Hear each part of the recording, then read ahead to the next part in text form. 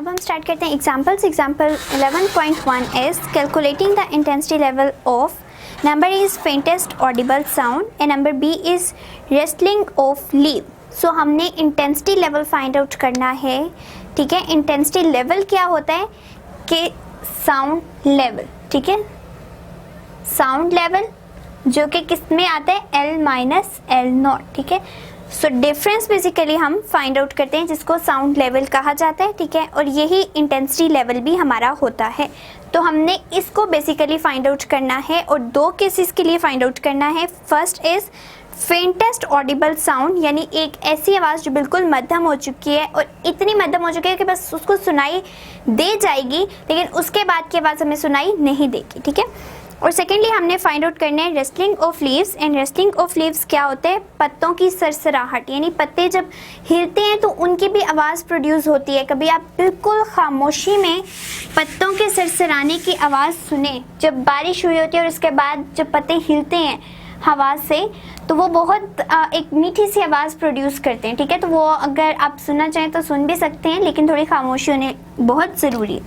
So given data में हमारे पास वैसे तो कुछ भी गिवन नहीं है लेकिन हमने जो फाइंड आउट करना है हम उस चीज़ को लिख लेते हैं।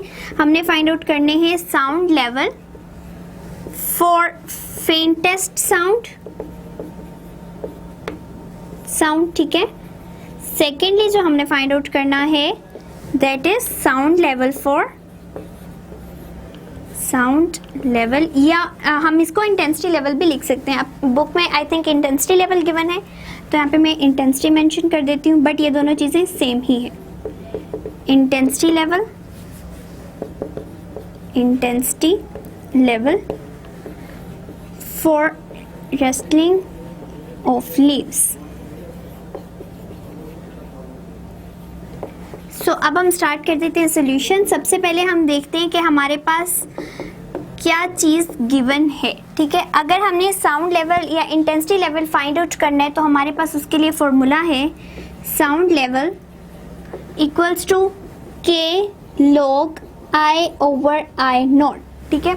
लेकिन यहाँ पे हम के नहीं मेंशन कर रहे, क्यों? क्योंकि हम के जो है उसका यूनिट है बेल, ठीक है। हम के को डेसिबल्स में लेना चाह रहे हैं, तो जब हम के को डेसिबल्स में लेते हैं इसका मतलब है हम यहाँ के की जगह 10 log I over I not mention करेंगे, ठीक है। सो हमने साउंड लेवल डेसिबल्स में फाइंड आउट करना है तो इसके लिए इस तरह से फॉर्मूला हमारे पास आ जाएगा। अब हमारे पास आई नोट जो है वो हर एक केस में सेम रहेगी, ठीक है। आई नोट की वैल्यू हमारे पास होती है 10⁻⁻12 watt per metre square. And ये क्या है, बेसिकली ये फेंटेस्ट साउंड की इंटेंसिटी है जिसको जीरो बेल भी कहा जाता है, ठीक है। ये किसी भी केस में चेंज नहीं होगी, चेंज होना है तो सिर्फ आई ने। अब आई हमें कहा क्या गया हुआ है कि हमने फेंटेस्ट साउंड के लिए फाइंड आउट करना है, ठीक है। तो आई बेसिकली क्या है, एक अननोन इंटेंसिटी। अब हमें बता दिया गया है कि वो किस चीज़ की इंटेंसिटी होनी चाहिए, एक फेंटेस्ट साउंड की। तो फेंटेस्ट साउंड की इंटेंसिटी भी यही होगी, ठीक है। I is equals to I nought equal to 10⁻⁻12 watt per metre square, ठीक है। अब हम वैल्यूज पुट कर लेते हैं। Sound level equals to 10 log 10⁻⁻12 over 10⁻⁻12, ठीक है। इट मीन्स कैंसिल होके 1 आ जाएगा एंड log 1 का आंसर होता है 0। log of 1 is 0। It means हमारे पास 0 डेसिबल आंसर आ जाएगा which is the sound level for the faintest audible sound, ठीक है। ये तो हमने एक साउंड लेवल फाइंड आउट कर लिया पहले हमारे जो है पोर्शन के लिए। अब हमने बी पोर्शन के लिए फाइंड आउट करना है कि रेस्टलिंग ऑफ लीव के लिए हमारे पास ये क्या आएगा साउंड लेवल। सो अब आप देखिए हमारे पास सारा फॉर्मूला वही रहेगा एंड हमारे पास आई नोट की वैल्यू किसी भी केस में चेंज नहीं होनी। जस्ट आपको एक अननोन इंटेंसिटी की वैल्यू चाहिए, आई की वैल्यू चाहिए और हमें बता दिया गया है कि वो इंटेंसिटी होनी चाहिए रेस्टलिंग ऑफ लीव की। एंड ये आपको याद रखनी पड़ेगी कि it's value is 10⁻⁻11 what per metre square, ठीक है। सो अब हम क्या करते हैं, दोनों की वैल्यूज को पुट कर लेते हैं। Sound level equals to 10 log 10⁻⁻11 over 10⁻⁻12। तो पहले हम इसको कर लेते हैं log को, या 10 इंटू log, एंड देन हमारे पास आ जाएगा 10 power -11 over 10 power -12. So it gave answer 1 decibel. Sorry, 10 decibels. ठीक है, क्यों इस तरह से आया? क्योंकि हमारे पास इसका आंसर आ रहा था 1 एंड उसको मल्टीप्लाई करेंगे 10 से तो हमारे पास आंसर आ जाएगा 10 डेसिबल.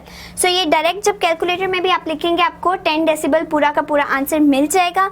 सो हमने दोनों के लिए साउंड लेवल फाइंड आउट कर लिए. पहले के लिए हमने इंटेंसिटी लेवल फाइंड आउट करना था फेंटेस्ट साउंड का.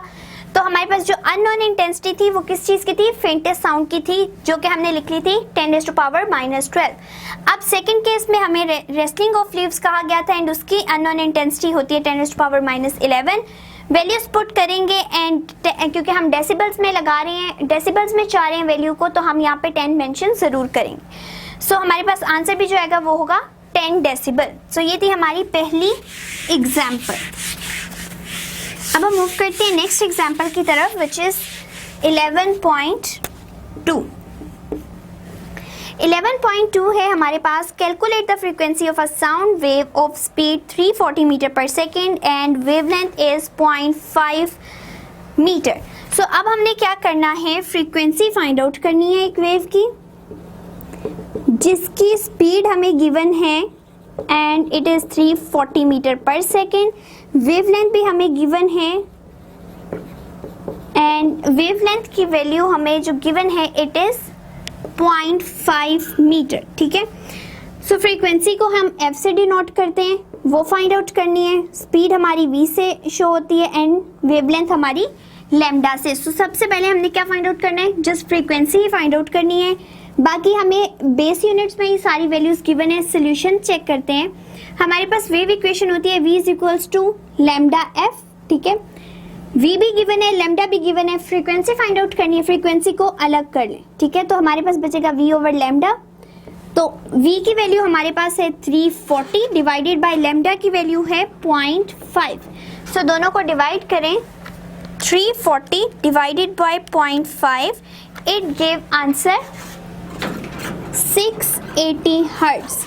सो एक हमारी छोटी सी एग्जांपल थी जिसमें फ्रीक्वेंसी फाइंड आउट करनी थी, स्पीड एंड वेवलेंथ गिवन थी. जस्ट वेव इक्वेशन हमने पुट की है एंड उसको रीअरेंज करके फ्रीक्वेंसी निकाली विच इज 680 हर्ट्ज. सो ये थी हमारी second example. The third example is 11.3. Flash of lightning is seen 1.5 seconds earlier than the thunder. How far away is the cloud in which the flash has occurred? Speed of the sound is 332 meter per second. So एक बादल है जो जिसमें से गरज चमक हो रही है. ठीक है, पहले हमें लाइट दिखाई दे गई. ठीक है, और लाइट कितनी देर पहले दिखाई दी है हमें? सो टाइम जो हमारे पास गिवन है दैट इज 1.5 सेकेंड अर्लियर. ठीक है, लाइट हमें पहले शो हो गई है. अब जो आवाज आई है वो 1.5 सेकेंड के बाद आई है. ठीक है, सो हमारे पास जो टाइम गिवन है that is 1.5 second. And speed of the sound जो थी, हमें जो आवाज सुनाई दी उसकी स्पीड गिवन है that is 332 metre per second. And हमने फाइंड आउट करना है कि उस क्लाउड का डिस्टेंस कितना है. सो हमने बेसिकली डिस्टेंस फाइंड आउट करना है which is given by s. ठीक है, सो स्पीड भी गिवन है, टाइम भी गिवन है, जस्ट डिस्टेंस फाइंड आउट करना है. तो हमारे पास इसके लिए फॉर्मूला क्या होता है कि velocity equals to distance over time. ठीक है, वेलोसिटी की डेफिनेशन के अकॉर्डिंग जो फॉर्मूला आता है this is s over t यानी डिस्टेंस ओवर टाइम. सो हमें s फाइंड आउट करना है. इस फॉर्मूला को रीअरेंज कर लिया तो हमारे पास आ गया vt. v की वैल्यू है 332 एंड टाइम हमारे पास गिवन है इट इज 1.5.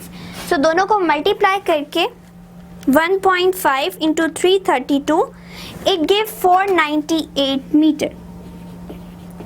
सो इसका मतलब है जिस क्लाउड के अंदर से हमें आवाज सुनाई दी और बिजली चमक रही है जिस क्लाउड के अंदर से, उसका डिस्टेंस हमसे है 498 metres.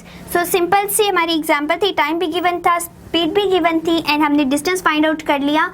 By the formula of velocity, ठीक है, जिसकी हमारी डेफिनेशन के अकॉर्डिंग फॉर्मूला है डिस्टेंस ओवर टाइम, रीअरेंज करके डिस्टेंस फाइंड आउट किया एंड इट इज 498 मीटर। सो ये थी हमारी एग्जाम्पल नंबर 3।